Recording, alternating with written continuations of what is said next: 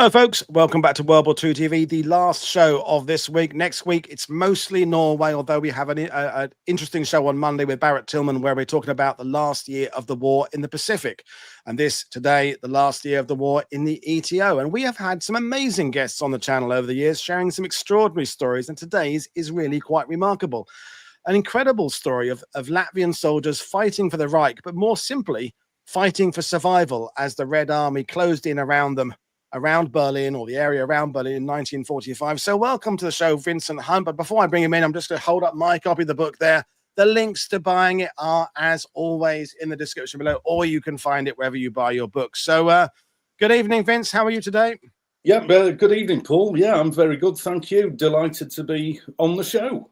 Good, good. So I always like to invite a new guest to just give themselves a label. You know, some people are your classic military historians. Some people say, no, I'm a storyteller, researcher, analyst. Do you have a label you like to give yourself? Well, I'm a journalist and a former documentary maker, and these are like documentaries. So I do consider myself to be a historical journalist rather than a historian. I use history to set the context. I'm all about eyewitness reports, and I'm all about writing about then from a now perspective. So I'll pull together some oral history testimony, and then I'll go to the place to see what's there now, because I do think it's important, this whole idea of remembrance. And there are a couple of themes that come up in the work that I do, which is transmitted pain, you know, pain being transmitted across generations. So there's quite a lot to it, and I like to find out what happened to the people who were telling their stories during the last days of the war. Yeah, and I think it's interesting we're doing this one after two shows the DSD about oral histories, about speaking to people, and particularly Lucy, the second show, about speaking to people who were on the side that didn't win. You know, because it's quite easy if you're on the side that is fighting for good. To kind of look back and say, yeah, what I was doing was saving the world for you lads and you my grandkids. But when you're on the other side, regardless of how you ended up being serving the other side, as we will find out today, where it's a little bit woolly how they were volunteers for this particular unit, is that, you know, you don't go back. If you can't even go back to your country, the country you came from probably isn't even in existence in the same state it was before the war. And so you have this weird thing where you were fighting for your life, but you're in a weird category of your own, and yet you've survived, and yet there you are, and you've got to make the best of it. You've summed it up in a nutshell, actually, the whole Latvian experience. You know, first off, you've got the voice of the winner, which is the voice that writes the history. Then you've got the voice of the loser, which in this case is, in many cases, the Latvians, because the Latvians who fought in the two divisions that were facing the Red Army, the 15th and the 19th, the guys who survived and were captured in the 19th usually got 10 or 15 years in places like Karaganda, and you know, like 15 years drilling copper in Kazakhstan. The ones in this book from the 15th Division, 10,000 of them ended up in the UK. So what's interesting about the work relating to the 15th Division is that I was able to go and talk to some of these guys in their homes, mostly in the East Midlands, in Derby, Kidderminster, and so on. And that, at the risk of shamelessly plugging the book before. Oh, we can do that. We can plug a book.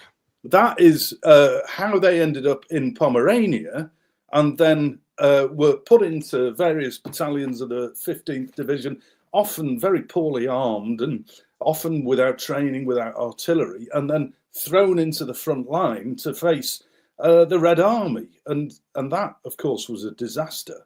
They ended up being encircled many times, about 9 times while they were in Pomerania, and they escaped from Divanov across the Oder to what I'm doing here is I'm just setting the scene for the beginning of this book. So these survivors ended up in Swinemünde and then went down to Anklam, and then they were disarmed there and sent down to Neubrandenburg, where they had a period of rest and recuperation.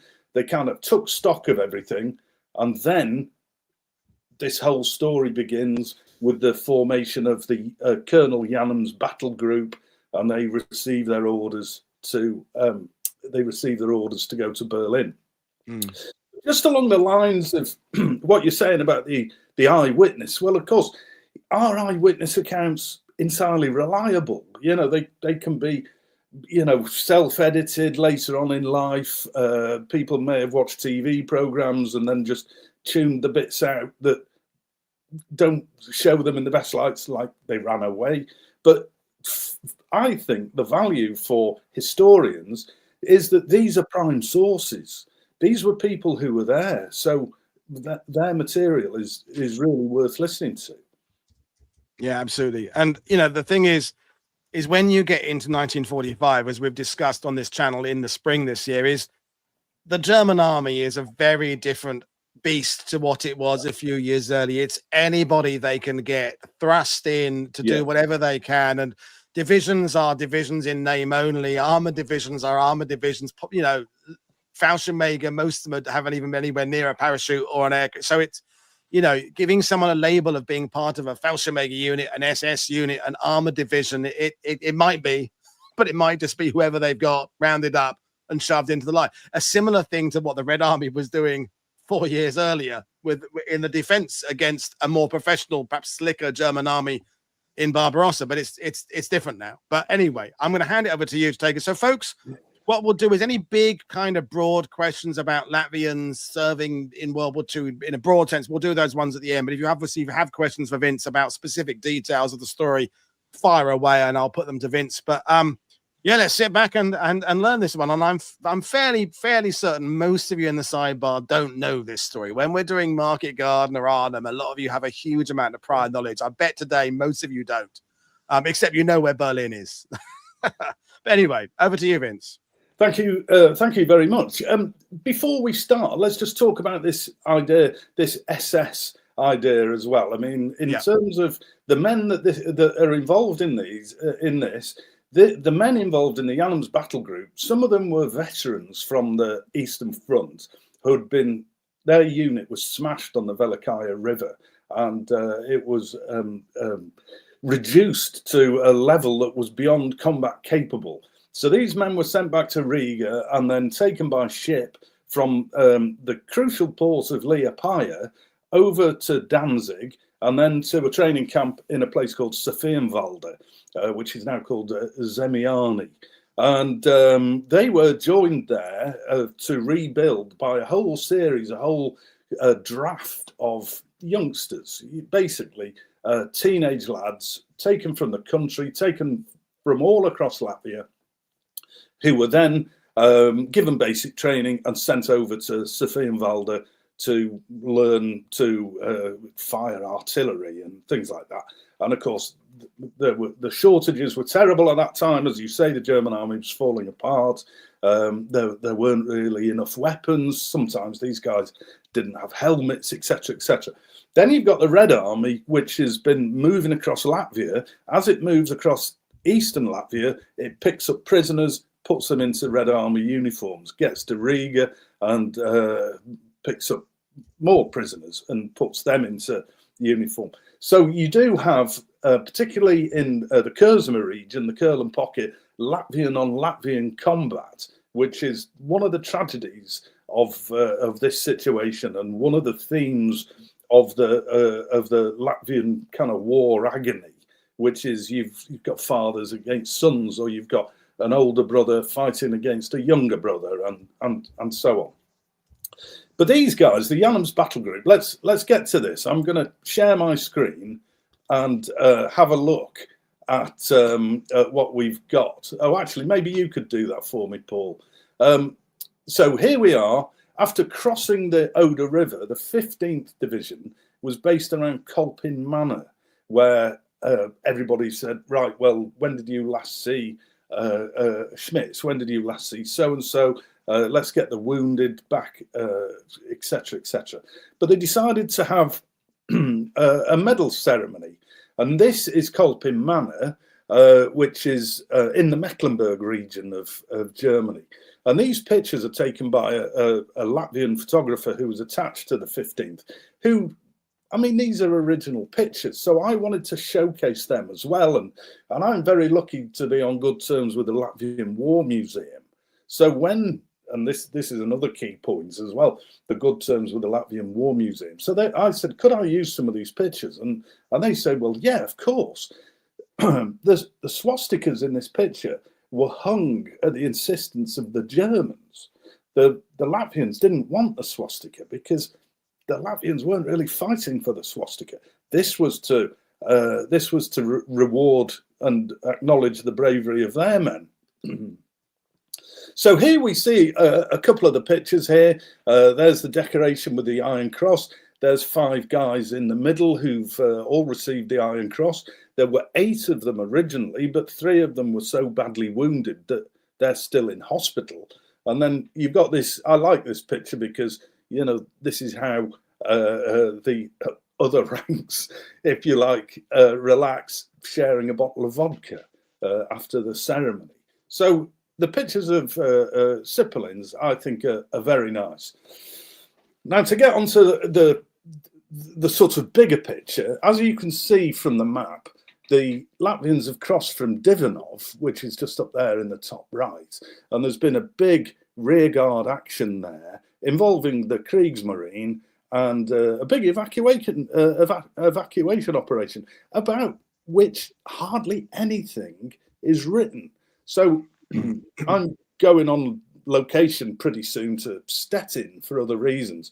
So I'm going to go and have a look at Divanov and see what did happen at Divanov. I'd love to know if any of your viewers have any information about Divanov, then I'd be really keen to hear about it. So they go from Divanov, they march through Swinemünde just after it's been bombed flat, and then they basically are disarmed in Usedom, and they move down, they march south to Neubrandenburg and the Colpin area, and they're around there for a while. Then, on 19th of April 1945, they received these orders that this group, 1,200 strong group of men, are to be sent to the southeast of Berlin, to places around Erkner, which you'll see just there on the map. And what happens is that they get themselves ready.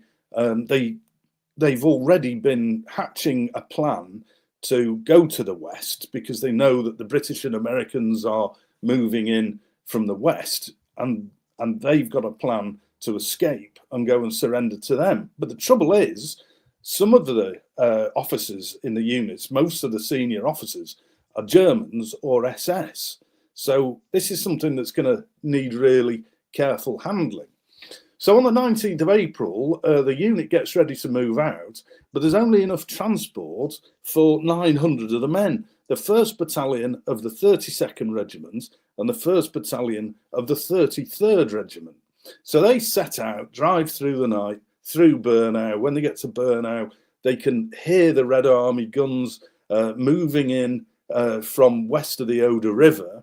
And the group that's left behind, 300 strong men, the reconnaissance battalion, they come separately, and they're commanded by an SS captain called Captain Elden Valley, whose importance in the story grew as we went on.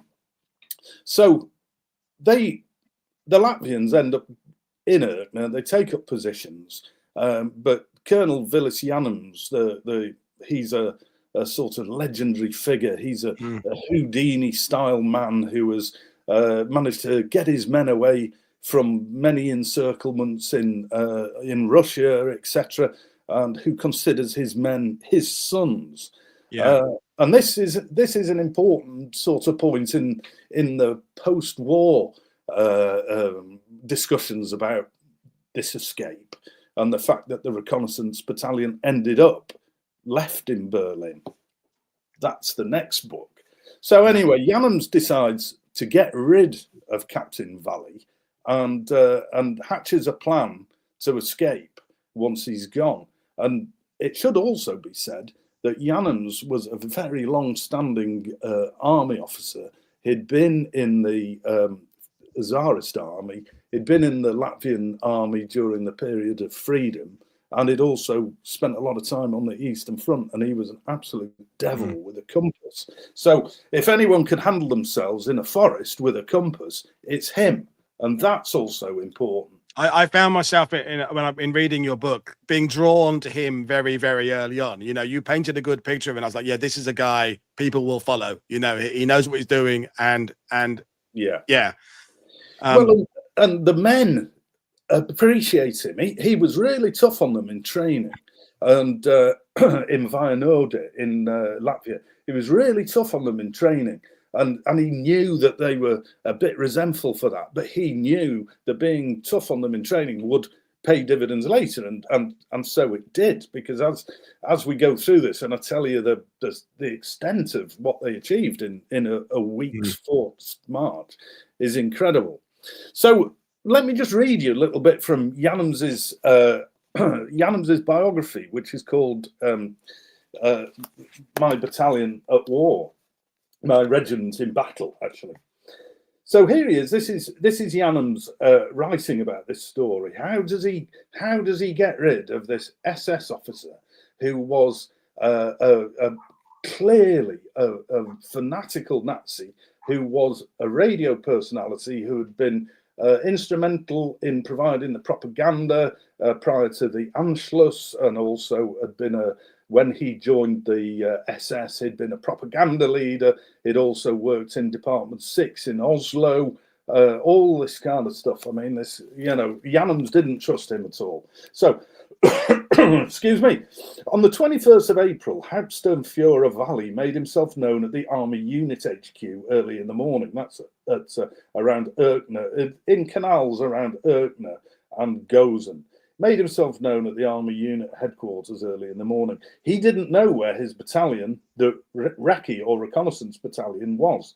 I said to him sharply, "You personally don't matter, but I want to know where the Recce Battalion is, as it's assigned to me."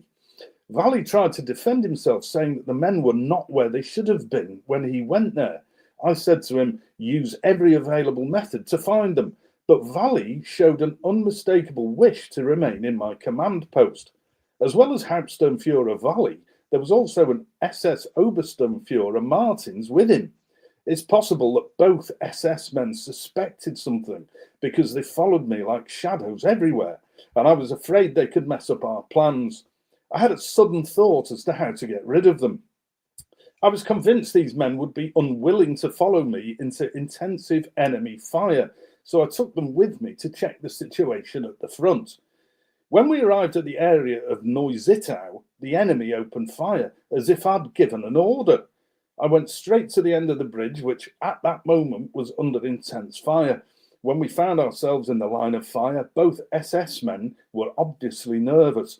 I was sure that at this moment they would be happy if there was an excuse for them to be somewhere else. I pulled them behind the corner of a house and showed them where the battle was going on at the present moment at the front. Obviously, I can't leave the area, I said, but very soon we're going to run out of ammunition. And apart from that, the men are fighting completely separately. And it's now the second day that there have been no direct orders from above. I asked Hauptsturmführer Valley to go to the General HQ to inform the commanding general of the regiment's situation and to get orders for further activity. I ordered SS Obersturmführer Martin to go with him and secure ammunition, food, and transport. Both men happily departed, having been given the excuse to leave that they were looking for. So what Janums has done there is give a decoy, deceive the Germans or the SS men to get rid of them. So what happens now, what follows after that, is an incredible journey. I used the title "The Incredible Journey of the Janums Battle Group" because it is an incredible journey, and this story's not been told in English before, and this story's not been told by somebody who went and followed in their footsteps. So I thought that might be a nice thing to do, and actually it was. I would thoroughly recommend anybody who's interested in this story to get themselves down there and have a look, because I've never been to Brandenburg before. It's absolutely beautiful. And, everywhere there are lakes and there are marshes and swamps and stalks everywhere. And I'm a sucker, really, for a stalk. I love stalks. So, just interrupt for a second. Bomber Command Historia said the Baltic people were really between a rock and a hard place. Two horrible countries fighting each other on your land. It was a case of who do you hate the least, which I think sums it up very well. And as you are gradually making the point, this is a case where it's escaping from either dying for a futile cause you don't really believe in by the country you're technically fighting for, or potentially being murdered by the Red Army, because you haven't stated it, I'm sure you will. They've already got a track record in the early part of 45 for just shooting unarmed people from the Baltic states who were fighting with the Germans just because they're the Red Army and they don't give a shit. And, we're not dismissing the Holocaust and the evil the Third Reich did. We're just adding the layer of, by 1945, the Red Army are doing their own shitty stuff. And these guys are now fall guys in the middle of everything. They're rock and a hard place doesn't even state it. No. I mean, and it's very complex, but I mean, you've got the first Soviet occupation, 1940-41, which some historians consider to be a class war, with the extermination of the Latvian intelligentsia. Then you've got the removal, the repatriation of the Baltic Germans into Pomerania, which they were an important part. So really, Latvian society loses the Jewish element. It loses the Baltic German element, and the Red Army has sent it sent 15,000 people to Siberia in 1941. So this is a motivation for some of the Latvians and also some of the notorious Arais Commando to take up arms, to assist the Nazis first off, and then to take up arms. That's the Arais Commando assisting the Nazis, but then for Latvians to take up arms against the Red Army coming back, because they didn't want a further occupation. And that further occupation lasted 50 years. And I think that's part of the reason why we don't talk about this, is it's just complicated to explain. We can explain Normandy quite well. The British and Americans, Canadians, the good guys, the Germans, the bad guys. And then, other parts of the world, it's fairly black and white. But this whole part, we had Bas Willems on a few weeks ago talking about Prussia and, Königsberg, all up there. It gets complicated, goodies and baddies and what you're fighting for. And, we like our history simple. We like it just sort of, the dam busters, they were incredibly brave. They flew over at 50 feet off the ground. They knocked out dams. It brought the water an end, kind of thing. We love that, which it didn't, by the way. But this is murky. It's muddy. But as I said to you before we went live, I just found myself rooting for these guys immediately, even though it's somehow in the part of it felt wrong. It's like, but they're Germans. But anyway, back to you, sir. Well, okay. Well, what I was going to say there was that this is a complex story, and it's one that there are certain elements that need further research, which is how many of the men of the Arais Commando, when they outlived their usefulness with the Nazis, were transferred into the 15th Division, which was, in many cases, a majority conscript regiments. And there were some, and there were actually Victor's Arais was transferred to the Latvian 15th Division after the terrible slaughter around Landek and Jastrovic. But he didn't last long, because the Latvians didn't want him to be part of their military establishment, and he was also a bit of a law to himself. So anyway, let's stay with the story. So what happens is, when Volley and Martins, the SS men, have gone, Janums says, right, guys, we've got this incredibly tight window. We need to start moving west. So he writes out some false orders, ordering the battalion commanders to march to this bridge at Schmockwitz, which I'd never heard of before. because the bridge at Schmockwitz, when you look at it on a intense, well, if you look at it close up, it's 3 lakes that all come together at the bridge at Schmockwitz. So if they didn't get across that bridge, they're stuck in the east, and obviously they're marching in the wrong direction, so they're done for. So what Janums's instinct to do there was right. He gets across the bridge. There are 900 men across the bridge, and then they start marching round the southeastern suburbs. This is the diary that I'm going to read a bit from, which is the diary of the adjutant of the regiment, called Edvins Busmanis. And it's a good story how I found this, to be honest. But it's one of those questions that if you don't ask, you don't get. I had no idea that this was there. I was in the War Museum in Riga. I've worked with the World War II curator Jānis Tomaszewskis on several occasions, and you know, I'm standing in his office and saying, I'm interviewing men from the 15th Division in the UK, and they're telling me these stories, and I'm trying to piece that together. He says, have you got anything from the 15th Division? And he says, well, not much really, because those guys never came back. You know, they're the lost legion. They ended up in England, in the UK. Some ended up in Sweden. A lot of them went to America, Canada, and Australia. And thanks to podcasts and email, I'm just beginning to get the diaries of those guys from the sons in Australia and from America and stuff like this. And if anybody has any Latvian related content, photographs, diaries, I love that kind of stuff. Particularly one in the future that I'm doing is about Danzig, and hardly anybody got out of Danzig, and the big surrender on that Hell Peninsula. I mean, those accounts are like gold dust. So that's my vibe, you know, the personal story.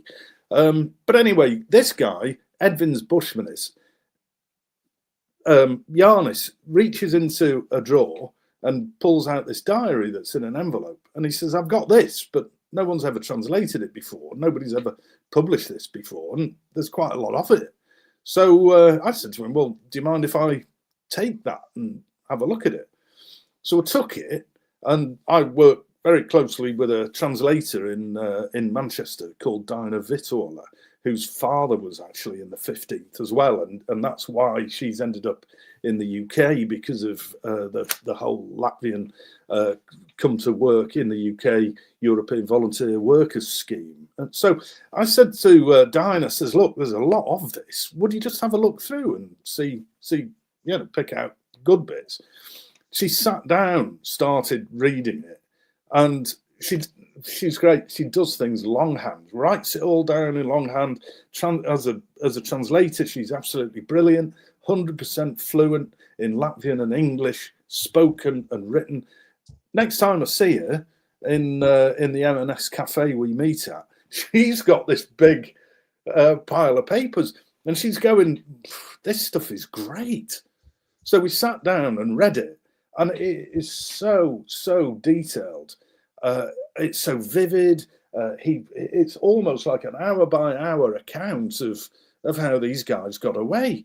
So I thought, I mean, I'm a reporter, I'm a producer, documentary maker, blah blah blah. You have to recognize when stuff is so brilliant, it just needs to all go in, and that's what I did. So I'll give you an example of how First Lieutenant Busmanis does his thing. So here we are, southeast of Berlin. We've not got to Potsdam or anywhere like that yet. About 5 kilometers before Blankenfelder, the squadron leader, that's Colonel Janums, sends Captain A and Lieutenant V to find out if 2nd Battalion has arrived. Left without transport, the squadron leader joins in the column and marches with it. I keep near him. For a time, we march between one company and the tank destroyer platoon. We are forced to stop at yet another obstruction. When everyone has squeezed through, so do we. but not in the same place as we were. We're now at the head of the column. Unknowingly, we have saved our lives. A few hundred meters past the blockade, going through the village of Darlovitz, there is a sudden powerful explosion behind us. Rockets and shards fly through the air. Even though I'm about 20 meters from the explosion, I feel something sting my left hip. For a moment, I don't understand what's happened. Has a bomb been dropped on the road from a plane? An enemy cannon shot? As the noise dies down, I hear moans and calls for help. I hurry there. I see about 10 soldiers lying on the road. Others, seemingly less injured, are limping towards me. A moment later, it's clear there has been a serious accident. One of the tank destroyer platoon soldiers had a Panzerfaust hanging round his neck. That has fallen and exploded in the middle of the formation. 3 have died on the spot, but 11 are seriously injured. Lieutenant P, our doctor, is so far ahead, it's impossible to call him back. But the orderlies know their job without him and immediately start to give assistance. So, that's pretty dramatic. Mm. Then, I'm in the small Cambridgeshire town of... in a small Cambridgeshire town, and I've forgotten the name of it now at the moment, talking to this old chap, Jānis Erpenge. Now, Jānis Erpenge was 93 at the time. He gave me a lift to the station in his Volvo when we'd finished talking. It was crazy. We sat there, we drank 16 pots of tea, and he told me all these stories. So I took the account from First Lieutenant Busmanis, and I said, well, if you were with the Janums group, maybe you know this incident. And Fen Stanton, that was the name of the place. Fen Stanton, I know it well. Good grief. Yeah, lovely place. And I went on that guided bus from Cambridge. That was quite an experience as well. Anyway, I meet this guy and we're sitting there talking, and I'm reading him the account that I've just read to you. And suddenly he puts down his cup of tea. He says, that was me. He says, I was there when that happened. I was one of the wounded. Well, I'm staggered. It's a kind of moment that documentary makers dream of, but better. But he's obviously a little stunned as well. It changed the course of my life, he says, possibly saved it.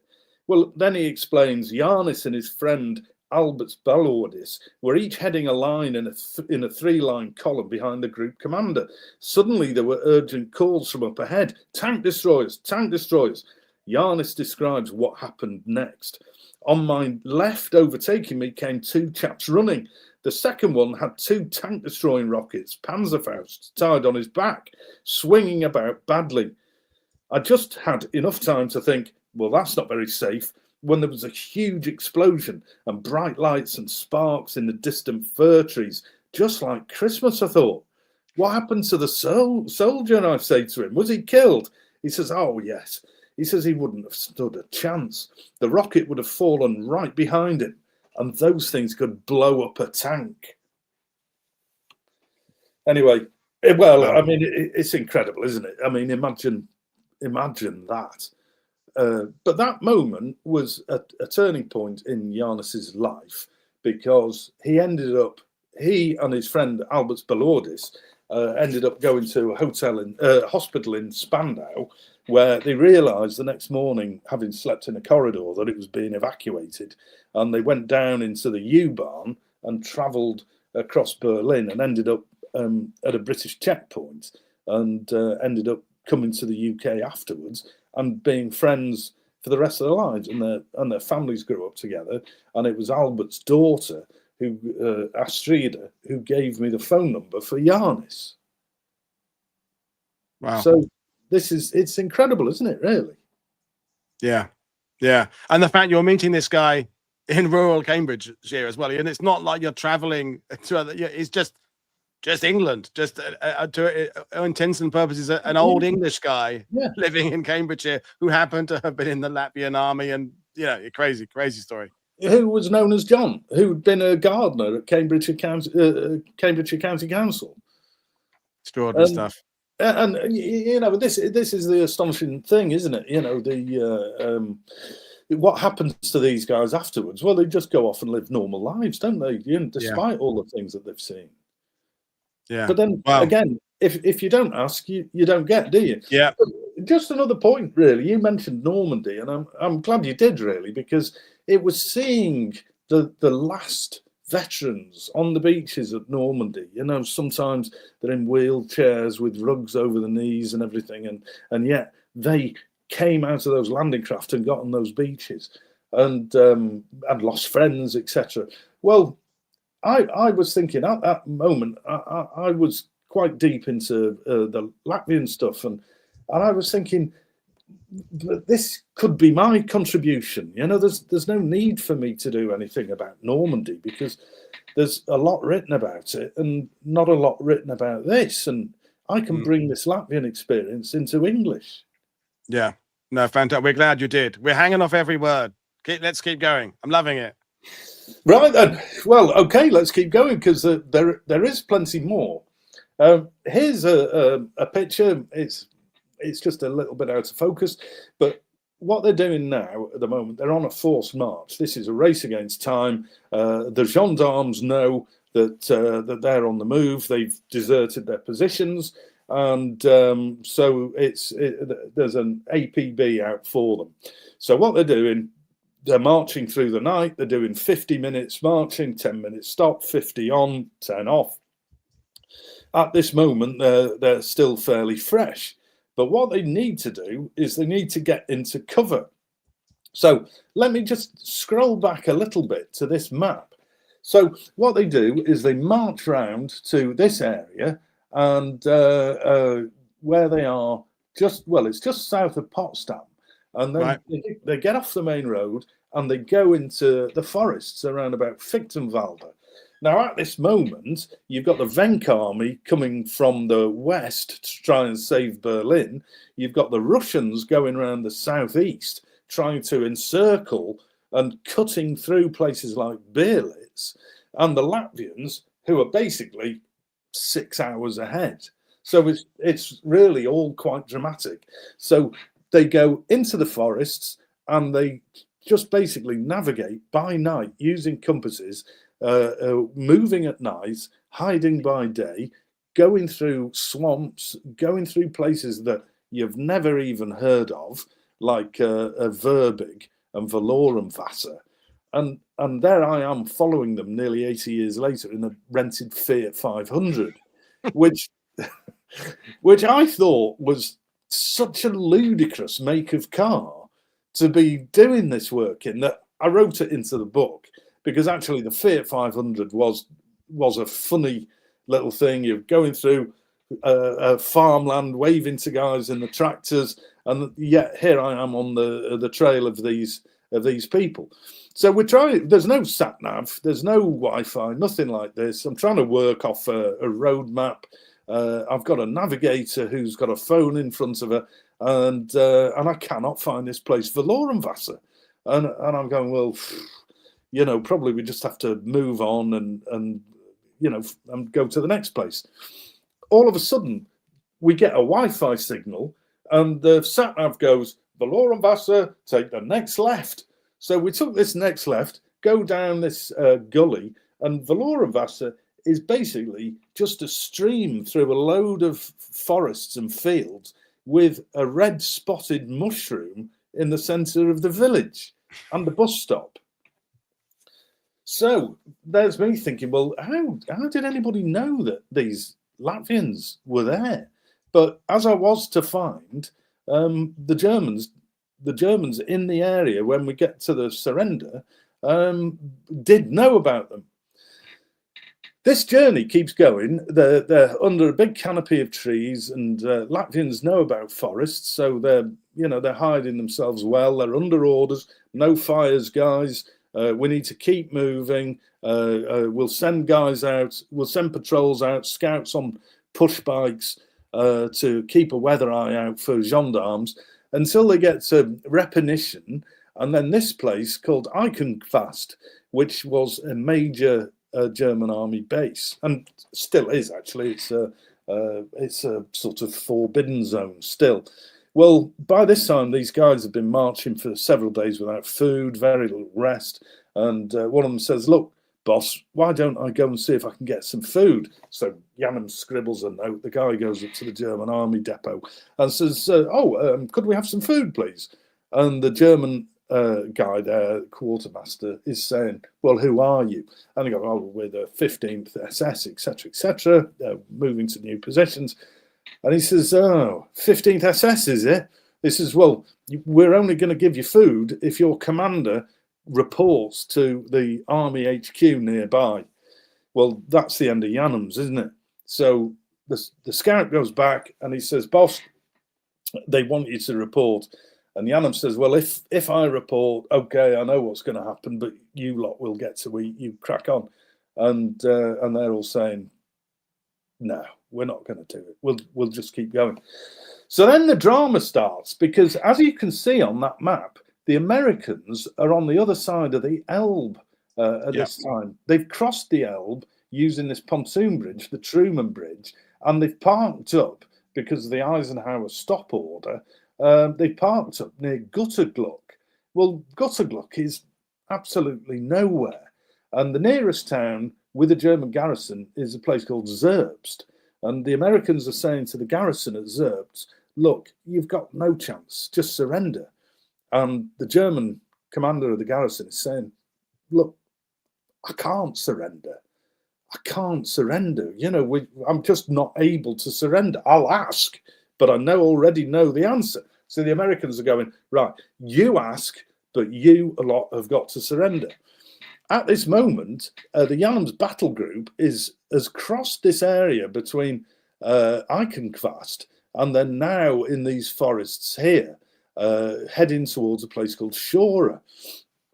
At this moment, Janums has decided we need to make contact with the Americans so that they will let us through.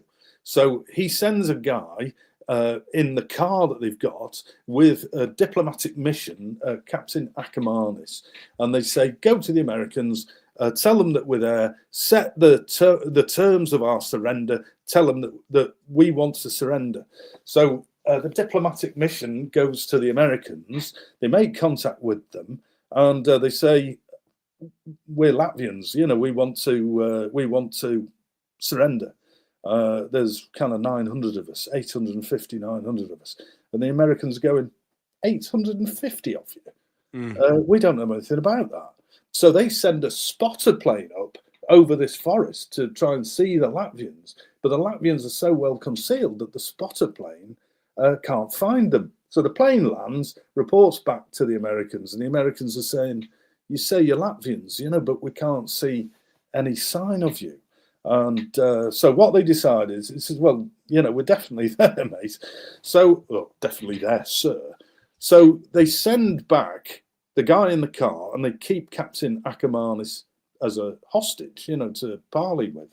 And let me just scroll on, because there we are. So there's the Americans crossing there's the bridge. That's taken from a film that I found in the archives, shot by the newsreel teams. So that's the type of bridge. Here we are. This is the scenario that we're talking about here. There's Guttergluck. There's Buhlendorf, where they were. That's fields. They've emerged from those forests, having arranged to surrender to the Americans at 1 o'clock that morning. So they're boiling beef and they're all looking forward to having a meal. Then all of a sudden, the driver comes back and says, "Guys, the surrender is on." So Busmanis grabs a pole, finds a set of curtains, straps it to the pole, some kind of surrender flag. All the men are going, "Damn, I'm starving," and they're grabbing this half-cooked beef out of the pots and taking it with them, stuffing it in the pockets and everything. And they're going, "Right, okay, so we'd better get a move on, because it's 10 o'clock now, 11 o'clock. We need to get there." So they start marching towards this road at Schora. And then what happens at the road at Schora Here's the car come back. Right in the middle there, yeah, yeah. Yeah, here's the car come back, diplomatic mission, and they're heading for Schora. Then all of a sudden, they come across the last German defences, so the front line of the defences, and the commander, a lieutenant, stands up and he's going, "Halt! Who goes there?" And Janums is saying, "Well, we're Latvians. We're going over to the Americans." And the lieutenant says, "Oh, no, you're not." And he's pointing his gun straight at Janum's chest. And Janums says, "Look, don't do anything silly." Turns and he goes, "Lads, load." 850 guys. Mm. And he says, "Okay, now what?" And the German lieutenant's going, "Well, okay. I take your point. I think I will surrender to. I will give way to a superior force."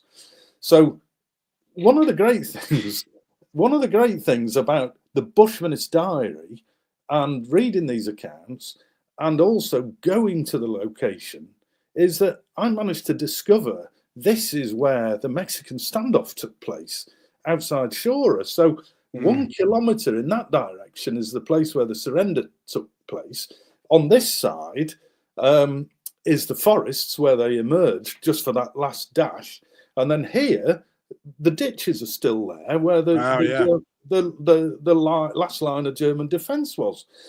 The reason why I was able to pinpoint this is because I drove on to the surrender points and then remembered that Busmanis had said that was about 1 kilometre later from the Mexican standoff. So I turned the car around, reset the trip meter, and drove back very slowly 1 kilometre, and I ended up here. The junction. Thought, that's just got to be it.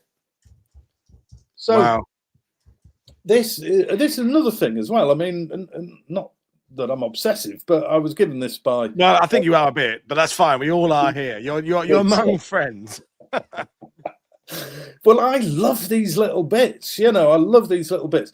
So, I mean, I'm skipping ahead, but I went to meet a couple of people in the town of Zerbst, and which was bombed flat by the Americans just after the stop order. And one of the historians there, professor he was, he'd found these intelligence reports, and here is the surrender of Janums to the Americans, and it has all kinds of interesting threads. Colonel Janums decided to save his group and proceeded to march towards American lines. He didn't take the Fusilier Battalion, the Recce Battalion, along, since it was commanded by German officers whom he did not trust. So the post-war or the post-surrender debrief of Janums throws all this detail up, and is absolutely fascinating. And then this is where we get onto the film. Yeah. I'll just tell you a little story about the surrender. So the Americans have been firing white flares into the sky for a couple of hours. The Latvians are marching towards them, and then they get through this village of Schora. They're marching down this cobbled street, and there's a guy with a torch, American guy with a torch. There's Captain Ackerman is next to him, and what the Americans have done, just to make sure that there's no trouble, they've lined up 6 tanks along the road that can't be seen immediately, in the dark, and they've got the major who's standing on at a high point, so he's got good eyes on what's going on, and the Americans greet the Latvians with proper military respect. The Latvians give the hand to the head salute, because they're not interested in the Hitler salute, and then they just start talking, and they've taken away. People take souvenirs and everything, but there's no ransacking of them. There's no watches. Give us your watch, and then they're taken across the river to Elbe. And Janums writes. He says, he wrote a piece in captivity where he says, for many, many months now, my only aim has been to get these men across this river, and now I have. What's nice about this as well, these are stills from a piece of film I found, rather astonishingly, in the US Holocaust Memorial Museum. And the link is in the description below, folks. You can watch it later on when at your leisure. There are two bits here. There's the original film in the where Paul has linked to, which is quite a long film of what, when I worked in TV, we'd call rushes, unedited rushes with a clapperboard at the start. And this US Army film crew has filmed the crossing of the Elbe. It's filmed the rescue of prisoners of war. Then in the next day, they come across Goebbels' brother, and they film him being interrogated. And then the next day, they film the surrender. Well, can this possibly be true? You have to kind of edit skeptically, don't you, really? But the shot list for the footage says surrender of Battle Group Janums in the town of Elbe.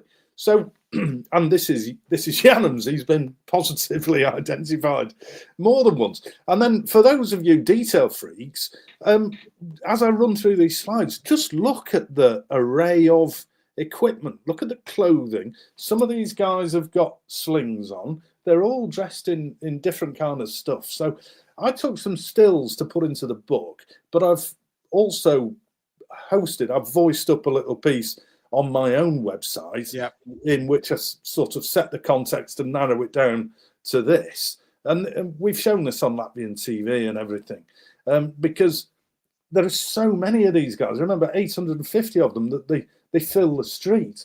And how did this many men remain undetected? And even this guy, second from the front, we've got a positive identification on him as well from Latvians in the UK. And the Latvians called that hat, that cap, a boat. Right. His name is Uldis. Don't know his second name yet because memories fail at this time. And then here we are. This on the left is Janums, and then that is Busmanis, I think, because of his precious briefcase that he'd lost so many times. And then you've got the Americans standing around, the GIs standing around. This is Magdeburger Strasse in Elbe. The film was in the US Holocaust Memorial Museum, and it would have been, thanks to the Steven Spielberg archive, it had been processed and added to that. So thanks to Steven Spielberg, discovered by chance during the writing of this book, couldn't really believe it. And it's the latest in a series about the 15th Division, because I've been... The two parts of the Janums Battle Group are inextricably linked, because there's these men who escaped, and then there's 300 that didn't, the reconnaissance battalion, and these were these were the tough guys. These are the ones who had lots of decorations, and they were sent into Berlin, and very few of them survived. So that's my next book, Sent to Die in Berlin. And then I'm going out on the road again to look at... In the Fiat? Is the Fiat been kept in a garage? Well, as a result of this, some Fiat 500s have been purchased. Nice. But I'm at the whim of the hire car company. Right. And I don't mind, I mean, you can't do that every time. But I've set up a blog as well now, because I think it'd be interesting. I've been contacted by a man in Australia whose father was what we call a flakhilferin, who was a flak helper. These were 16-year-old kids who were mobilised into the army. And as a result of one of the podcasts that I've been on, in Western Australia, he heard me and he says, I haven't looked at my dad's stuff for a while. Goes up into the attic, opens the suitcase, finds a diary that his 16-year-old father had written, in which he'd drawn maps of the exact position of the anti-aircraft gun and where he was on the Oder, just south of Stettin, Ustavo. So we're going there beginning of October. Wow. Well, there's the website, there's the blog, the links in the description below. I'll let that do. Well, there's quite a lot to unpack from myself and also a question from viewers. And the first thing I'm thinking about the timing of this, because I know when I was, the 83rd Division, I literally drove through 83rd Division country in Normandy today on the way down to Mortain, Saint-Denis, where they fought in June. And the fact that it's these guys that I referenced today that are engaged, because it's all about timing. And this is now days after the first concentration camps have been liberated. Belsen was early in April, then it's Buchenwald. Dachau is like 2 days away. But this is now when being SS, whether whichever type of SS you are, is really not a good thing to be. People are very, very cross, and that's an understatement with this. Yeah. And I noticed in the photos that I'm not seeing spotty camo. I'm not seeing reversible smocks. I'm not seeing particularly the hallmarks of the SS, because to all intents and purposes, they're just a here unit with an SS label, aren't they? Sort of. They're a foreign division, and they're a foreign unit that have been given a label. Yeah. And they're now having to explain, as you said, in numbers that we are not the droids you're looking for, to kind of butcher a Star Wars quote there.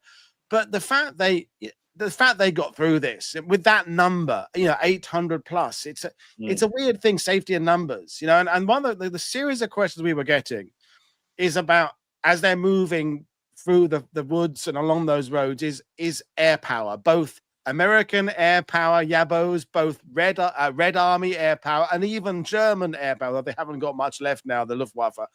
Are they moving at night? Are they strictly in a group of 800? Are they divided into groups? How the hell are they moving that number without being detected? They didn't move as a combined unit. Some of them got separated on the road at Fichtenwalde, between Fichtenwalde and Lenin, because the Soviets. The Soviet tanks and Soviet convoys were moving along that road, and the convoys were very big and very long, and so they had to pick their moment. Some of the guys, they picked the moment, legged it across the road, disappeared into the forest, got as far into the forest as they could. Sometimes they met one another, places like Valorenwasser. They would be... a group would have arrived there, and then 6 hours later another group would have arrived, etc. So it was a little bit splintered. It wasn't a parade march through the forest, that's for sure. In terms of air power, well, I don't think the Germans would have been. They don't have much, do they? I have not read anything about the Germans sending up artillery spotter planes. In terms of the Americans bombing, yes, the Americans were bombing, but not that particular area, because there was nothing of any military value there. Okay, right, yeah. They were bombing nearby marshalling yards and so on, and there are accounts of civilians, forced labourers being killed in the American bombing of some of these places. Okay, thank you. Another question from Andreas over in Germany saying, was it a surrender condition to not be returned to the Red Army? Because there are some shady things happening in 1945. The Allies, let's not forget how they sell the Poles up the river at Potsdam and those kind of things. So they could have surrendered the Americans, and then later on in some shady deal, the Americans hand them promptly over to the Red Army, because those sorts of things are happening. So did they kind of make some insistence that we are surrendering to you, and please don't give us to the Reds? Yes, that's very much part of the conversation. But also, just to deal with your point about being SS, some of these guys had the tattoo, the bird, as well. Right. Some of them did. Some of them didn't. Some of them had been in hospital with yellow fever and pneumonia, and thus missed it. Some of them did. Some of the guys I talked to in the 90s in the UK had the bird, and they'd show it, and they'd be going, look, it's there. Others would say, well, that is a sure sign that you were SS, and if you were identified as SS, you were getting a rough time, particularly from the Americans, because they would say, you're effing SS, mate. Yeah, exactly. Yeah. And they've got a good kicking, and why not? A week after Buchenwald, 2 weeks after the British have liberated Belgium. This is, as I said, that this is the wrong. If there's no Wrong good time to be SS camp, but this is really a shit time. Absolutely, and there are concentration camp prisoners wandering around the roads as they're going through. There's the Sachsenhausen Death March that's just gone up to the east. There's the whole place is just a scene of absolute misery everywhere. But in terms of, did they have a caveat? Well, Janums said to the Americans, well, we don't know anything about the battlefield around here because we've come from the Eastern Front. We don't know anything. We've not been briefed on any of the positions here. We came from Erkner, and we've just marched around, gone through the forest to find you. So we could be some use to you because we've been fighting the Red Army for the last couple of years, and we know how they. We've got information of where you want to go, sort of. Yeah. We know how they roll. We know what they do, and we can help you beat them. Wow. So, which leads me on to another question we had came in from William, and he said, to compared, for example, to the Charlemagne SS, what did you find in your research were the main factors that drove the Latvians to break out rather than fight to the end like other foreign SS counterparts? Because it is some of the French SS that are fighting the last round in Berlin, which is effectively just up the road. By which time France has been liberated. The war is over there in France. So, you met these guys in England, but it is complicated because they kind of had fought against Bolshevism, and as you say, it's as we said earlier, it's like the lesser of two evils. Their homeland has been invaded by everybody in a sense. But have you got an answer to that question? Well, I've got several. I mean, it's a really well. Let's start with the Charlemagne. Thank you for your question, William. It's a really good question because the Charlemagne were fighting alongside the Latvians in Pomerania, and in fact, the Latvians weren't entirely pleased with the Charlemagne because the Charlemagne weren't where they were. They weren't connected to them. Well, the Charlemagne obviously got destroyed in Pomerania, and 300 of them got out of Kolberg and went to Berlin, where they again fought alongside the Latvians, but this time the Recce battalion. But I think the difference is the French knew they were dead men. They were volunteers, they were definitely SS, and they were dead men. Whereas the Latvians are saying, we're fighting Bolshevism. There's a possible hope of a different outcome. If we can get to the West. And explain our situation. Our situation. So, it's another big question, and obviously what happens in the Baltic after war is, we could spend ages talking about that. Well, pre-war, First World War, interwar, it's complicated. We've touched on it a bit, and Königsberg and all that kind of stuff. But the guys who ended up, as you said, in England and Australia and Sweden and later on in America, Gordy asked, did any of these men have relatives left in Latvia after war who came to join them in England? So if you as a Latvian soldier have ended up in Cambridgeshire, could you bring over anybody else after the war? How did that work? No.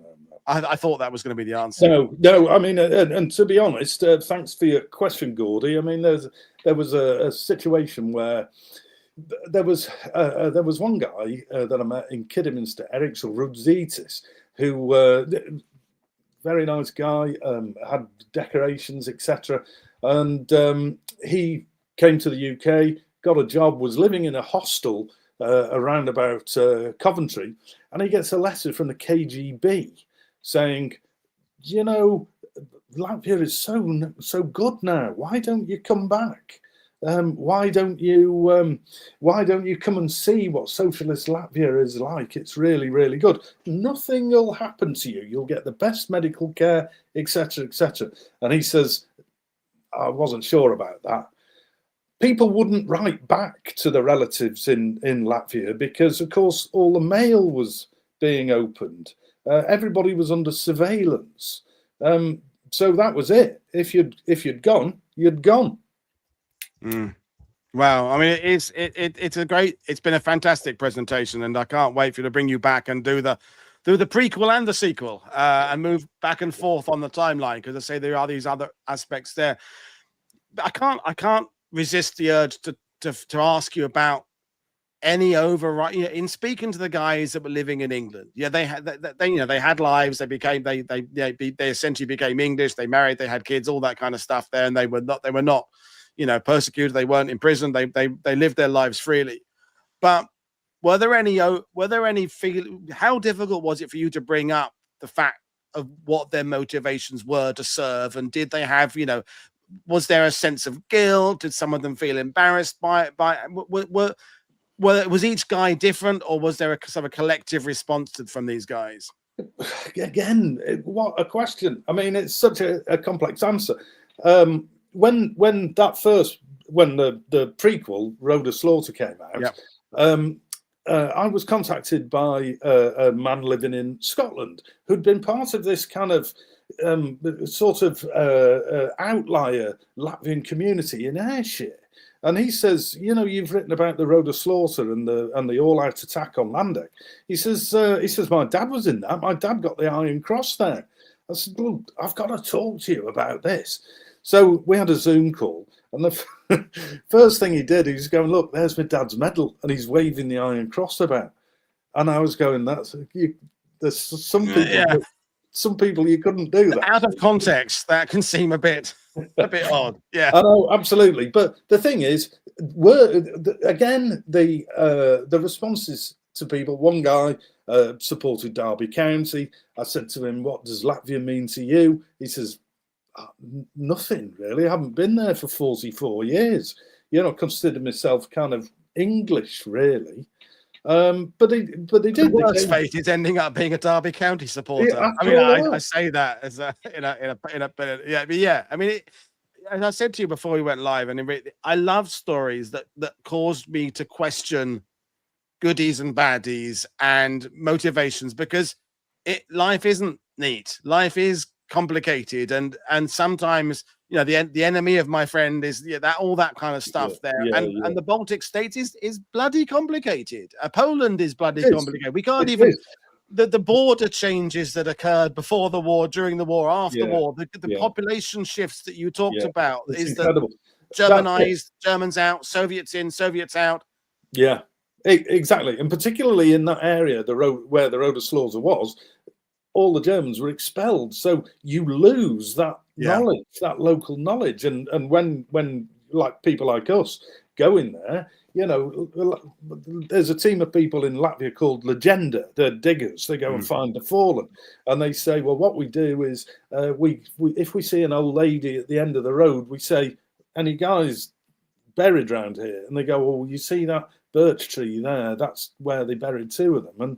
And slow. This story's not over, There's Latvians buried all over Poland who are still out there now. So it's one of those. I mean, I find it fascinating myself, just as a journalist, like piecing it all together and seeing where we end up, because we often end up in places. I mean, I'll give you an example. This Sent to Die in Berlin book. You can just never end these things. So where do you end a book like that? Well, with the capitulation, well, then we find out what happened to these guys afterwards, because they gave interviews to the Museum of the Occupation of Latvia, and there they are, all testimony. So I think, okay, that's the end of the story. And then somebody tells us about NKVD filtration reports in the state archives in Riga. And so we get them out, and they're involving the men who fought in Berlin. I mean, it's just... this is technically an 80th anniversary show, although we're a few months after the Menace you had, but it's the same year. And next year, when I get into 2026, I definitely want to cover a little bit of the 45 into 46 period, because you do have the displacement camps, the populations trying to make sense of it and saying, well, the country I came from doesn't exist anymore. It's no longer there, or it's a different people there, different governments. So a war ends on a particular date, but people's stories don't end on that particular date. People have to find their solution to this, and it's you look at how quickly the Americans are occupying Japan, and they're over there Americanizing Japan that itself had been the enemy. It's a murky, complicated period. Then the Cold War then kicks off, and then the enemy the ally becomes the enemy. Although you can always argue by April, the Russians are already, or the Soviets are already becoming an enemy because people are thinking about the next step. But anyway, we'll just basically wait until we can invite you back to talk about this again, because Thank you very much. Fantastic stuff. Let me just give you like a little tidbit for the future. I mean, there's another element of the Latvians that ended up in Mecklenburg and marched. They double-crossed the SS, marched through the night to surrender at Schwerin, and they were in camps run by the British and Americans. And the British moved them because they'd gone too far east. The British moved all the Latvians west, so they wouldn't be taken by the Russians. Yeah, well, and that became the new Cold War front line. This is I love a good show that leaves me needing to answer more questions in some ways than ones you've answered. But it's been a great story, and it's hard. It's an escape story, and someone being chased by an aggressor becomes gripping regardless of who the person is. And it doesn't really matter whether they're, again, goodies and baddies. And the fact it's the Red Army, it doesn't matter. So anyway, Vince, it's been fantastic talking to you, folks. Thank you for your comments and questions in the sidebar. There's some that we didn't get to and others you were asking yourselves. I will see you all again next week where with Barrett Tillman talking about the Pacific, but then it's mostly Norway, Lofoten Islands. We've got other shows coming up, and then I've got to get all my September shows listed. Lots of war crime stuff coming up. There's infantry stuff. There's more stuff coming up. Anyway, Lee, with Jamie for the last comment, brilliant presentation. There you are. Outstanding presentation from Willie there. Loved it. So there we are. Brilliant. Thanks, everybody. Enjoy your weekend. Thank you, Vince. Buy the book. There you are. There's my copy again. Buy your book, and I'll see you next time. Cheers, everybody. Bye.